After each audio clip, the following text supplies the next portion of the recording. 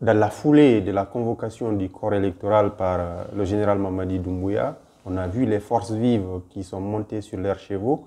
Ils annoncent la reprise des manifestations le 5 septembre, au moment où on sera en pleine période de campagne référendaire. Comment est-ce que le gouvernement réagit à cette décision?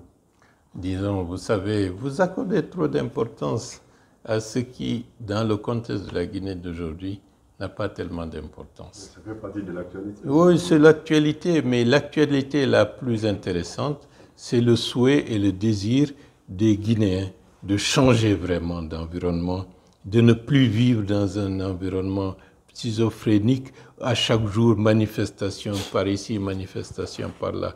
Vous voyez les manifestations de cela, mais aussi il y a des Guinéens qui sont un peu partout à travers le monde, qui organisent des manifestations de soutien pour montrer leur adhésion à l'approche politique, à la démarche politique qui est en cours.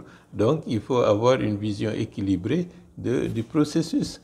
Comme vous le savez, j'ai vu qu'en Allemagne, qu'en Suisse, un peu partout, ici, nous ne voulons pas encourager cela dans un contexte où nous voulons essentiellement que les Guinéens s'approprient dans cette période de vulgarisation le texte constitutionnel pour apprendre et intérioriser les codes qui permettront de construire le présent et le futur de ce pays.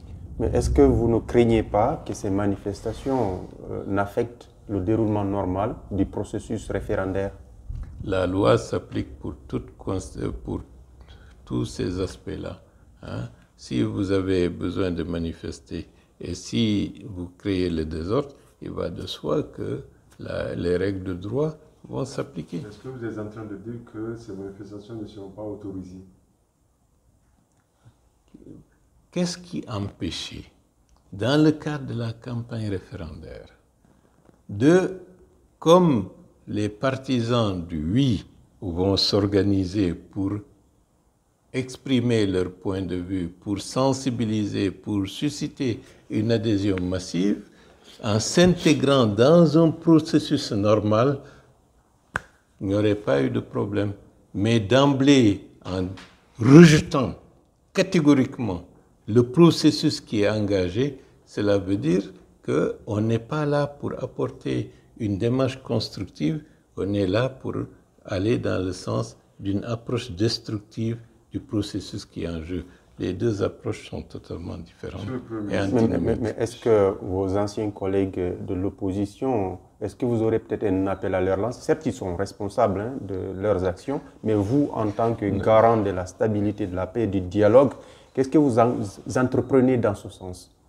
Disons que quelqu'un qui ne veut pas parler, qui ne veut pas dialoguer, vous l'invitez maintes fois à partager un repas ensemble, il dédaigne ce que vous lui proposez, malgré que ce repas est bien conçu.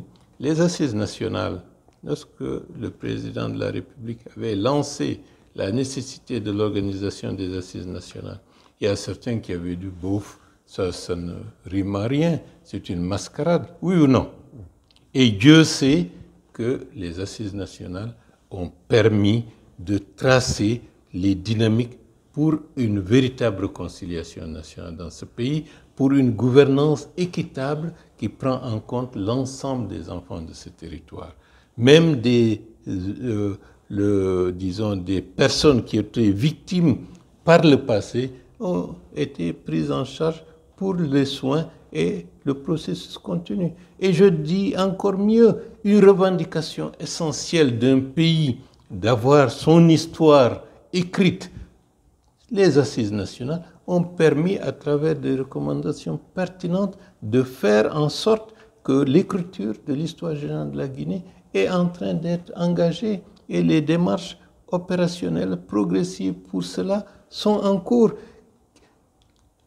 Quelqu'un qui aime son pays, quelle que soit ta position ou que ce soit au sommet ou en bas, lorsque ton pays s'engage dans une démarche de construction, de changement en profondeur, et tu dédaignes cela, je pense que le peuple de Guinée décidera si oui ou non ceux-là ont toujours le droit à prétendre représenter une parcelle de cette souveraineté déléguée par le peuple.